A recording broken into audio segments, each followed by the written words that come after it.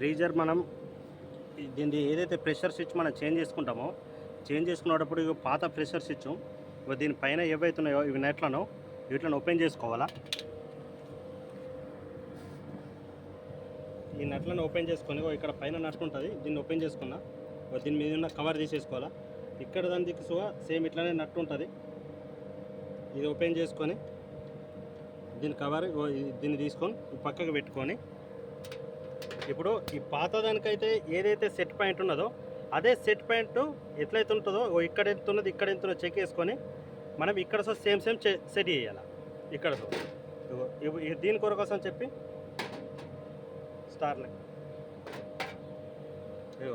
ఇక్కడ పైన ఇది తింపితే ఇట్లా మనం సెట్ చేసుకుంటే ఇది అది మనకు +2లో ఉండే 2లో సెట్ చేసినాము. ఇది 25లో ఉండే 25కి ఇది ఇట్లా పైకి జరుగుతుంది.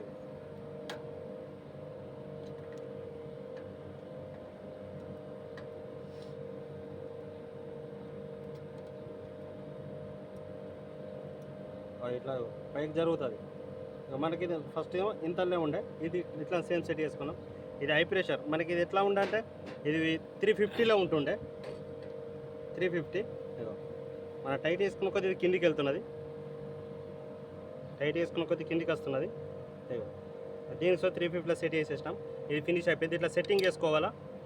మళ్ళీ ఎప్పటివల్ల మనం ఇవి ఏవైతున్నాయో సేమ్ టు సేమ్ మళ్ళీ ఇట్లనే పెట్టేసి ఇది ఓపెన్ చేస్తేనే ఈ నట్లన్నీ తిరుగుతాయి.